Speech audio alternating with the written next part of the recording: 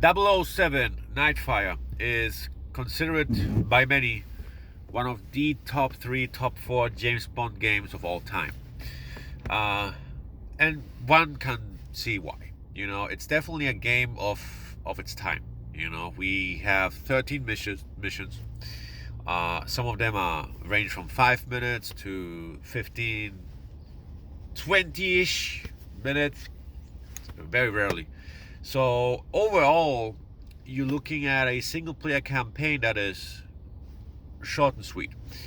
Um, I think it's a good game. It's a good James Bond game, definitely. Is it better than GoldenEye? No, absolutely not. But it has some virtues. For example, the second missions you play, which is in this snowy castle. You get all these different ways for you to infiltrate the castle, and you start to realize that some levels have many ways of completing them. Which is unheard of back in the day like that. You can either go sneaking around, you can either jump on the truck, it'll take you right through the castle, or you can go around the castle, on the cliff slide and try to infiltrate it that way, watching out for the guards on the windows. So you have these options. And option number 3, just go in and guns blazing, right? The music is pretty good, actually. You get that good Bond theme going on. Some levels, there's this one level, it's mostly you going into different big storage rooms, and you mainly play with the sniper rifle. Has some great music going on. However, although it is a first-person shooter, there are only so many levels where you're actually doing first-person shooting. You got Tokyo level, you got twice the Phoenix level, the second level, as I said before, and then you got a couple more. So 6 levels out of the 12, 13 missions are first-person shooter. Then you got, driving missions, which I thought were pretty fun. The driving in this game is a lot of fun. Easy to do. I mean, it's definitely scripted, like most James Bond games when they introduce the driving. It's heavily scripted. Then you got 2 or 3, I think it was two missions that are basically just the turret missions. So you basically sit in a place, the AI companion is driving you, and you're just shooting at stuff. Those missions suck. They just suck. They suck. All right, those 2 missions are bad. The story in Nightfire is basically a guy who is trying to build like a space laser, and then have the world on its knees, or he's gonna destroy the world, something like that. The main antagonist isn't really that much into the game. When he has zero personality. If you are new to the James Bond movies, if you would watch Quantum of Solace, well, he's like that antagonist. Very paper thin, just there so you have somebody to kill. He's accompanied by 2 goons. This big guy, security guard, bald, that gets half his face burned, and he has zero personality. There's a little twist going on, as always, but again, zero personality. The enemies don't have any personalities. They don't. They really don't. It's basically, the game focuses less on story, and it focuses a lot, and I'm talking way too much on Bond being this massive sex machine, man. I mean, first mission done. You save Dominique, you see the fireworks in Paris, boom, sex. After the second mission, I believe it was, or the third, another girl, boom, sex. You're in Tokyo, you save a girl, boom, kiss. I mean, every 2 missions, there's some sexual stuff going on out of the blue. That doesn't happen like that. I can't imagine Chris Hemsworth. He goes to Starbucks, orders a coffee, And there's a lady there, her coffee's falling, she's about to spill on the ground, and he catches it, and she's like, "Oh, thank you," and he starts kissing him. What the fuck? Well, that's what happens in Nightfire, but that's the time frame the game came out. It's funny when we look at all the Bond movies that have come out. You can see how we as a society find women attractive to us. Back in the day, it was just a skinny woman, long hair, nice curves. Nowadays, in 2021, it's more about thickness. It's more about thick thighs. It's more about big booties. It's more of that Latin influence, and way back in the time, way back, it was BBWs, women that were large were seen as the attractive, and women that were skinny were seen as sick. Just so you see, it's fine to see because all the women in 007 Nightfire are all the skinny type, super skinny type too. When you see the character models and you see their backs when they don't have any clothing on, it looks very weird. It looks too skinny to my taste. The gunplay is very good. It's a lot of fun. The guns are very fun to use. The sniper rifle is good. The sound of the guns is extremely good. It's extremely satisfying. Hitting an enemy, however, not so much. The problem is there's no blood spatter, so to speak, and there's no real oomph to the shots you land. But this is, remember 007 GoldenEye came out on the Nintendo 64, and it had blood spatter. In fact, it would taint the enemy's clothes with blood, and it's just a small detail, a small thing, but it helps to get more involved into the game, get more involved in its universe. And you get your obvious gun, you get your PP7, all guns, as far as I can tell, have a secondary function. In the case of the pistol, it's silencer on and off. In case of the Desert Eagle, it's laser point on and off. In case of the MP5, it's silencer on and off. So you have those. It's okay. There isn't really that big of a variety. The shotgun is pretty nice, although I have only used it on one level, which is the Chinese level or Asian level. The best weapon for me is the sniper rifle, the winter sniper rifle.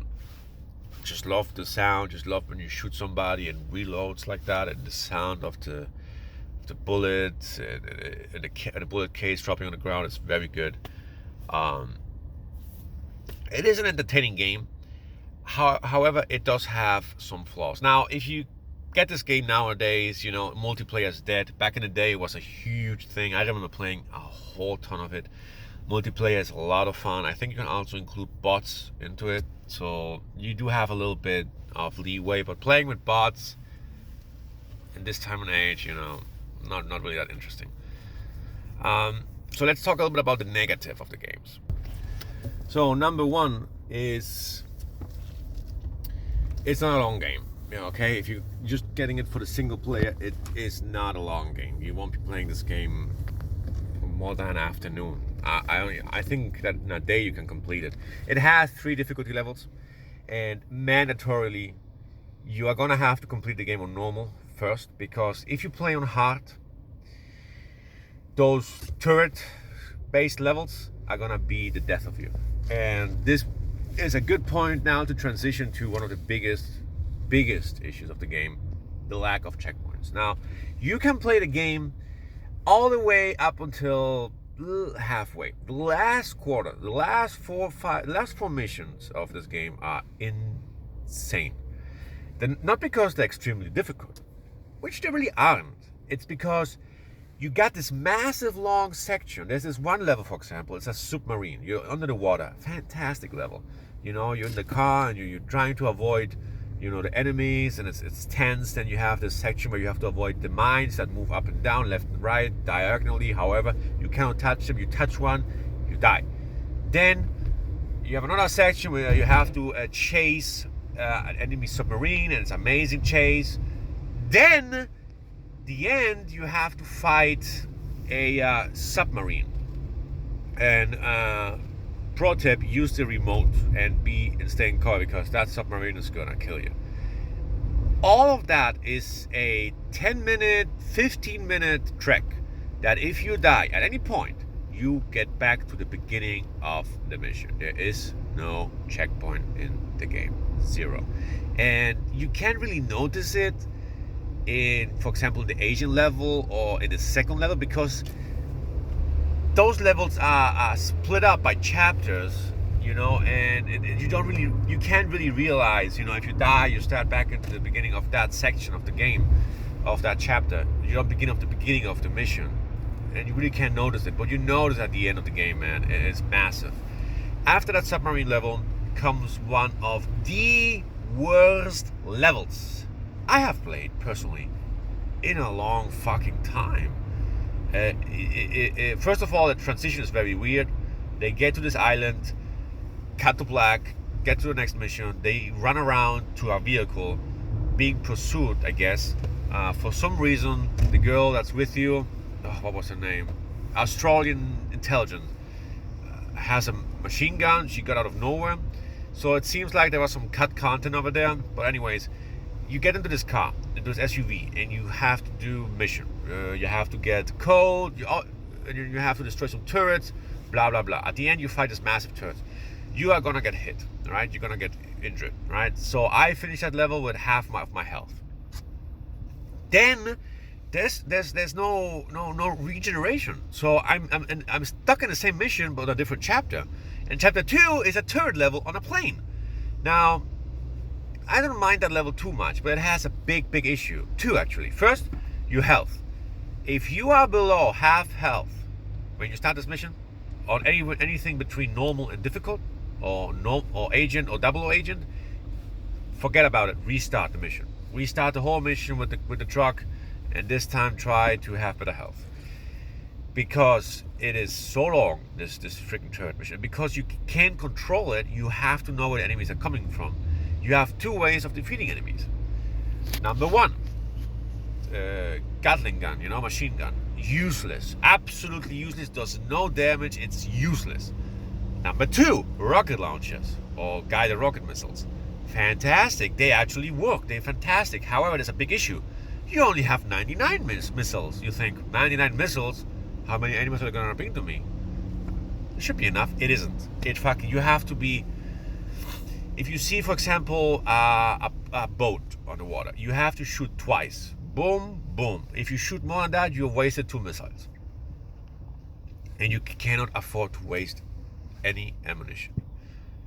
I mean, this whole mission was long, too long. I had to restart it multiple times.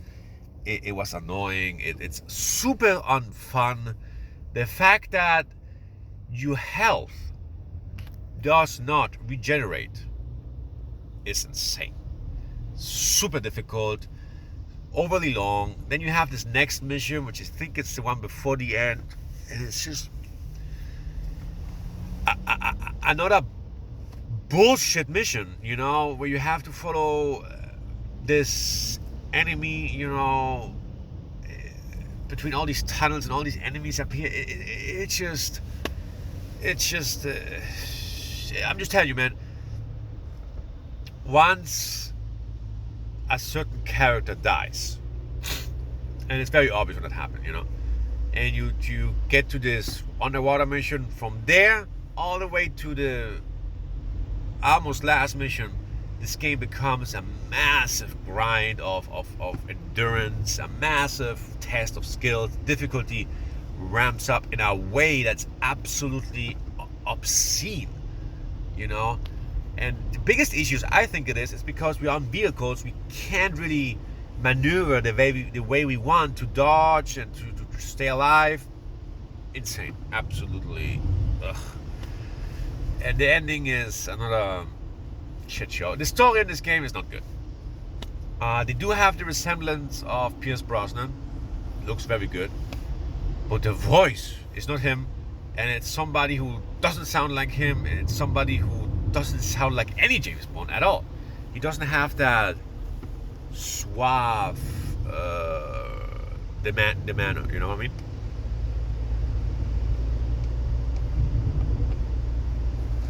Uh, but yeah, other than that, 007 Nightfire, it was an experience. If you like James Bond, definitely try it out. I think it's an okay game. I think it has some very high points. Again, this level where you're with the sniper and you have to snipe all these people, and the music is just so good. Fantastic level. The Asian level I liked a lot. The first level is very good. It has some great levels, but at the end, it just becomes a shit show. If we would be scoring this game from a 0 to a 10, I could see easily giving it a 7. I think a 7 is a good point. Now, there is a version of 007 Nightfire that I'm not encompassing in this review, which is the PC version. The PC version and the console version of this game are massive difference. Massive. In fact, the PC version is a pile of garbage.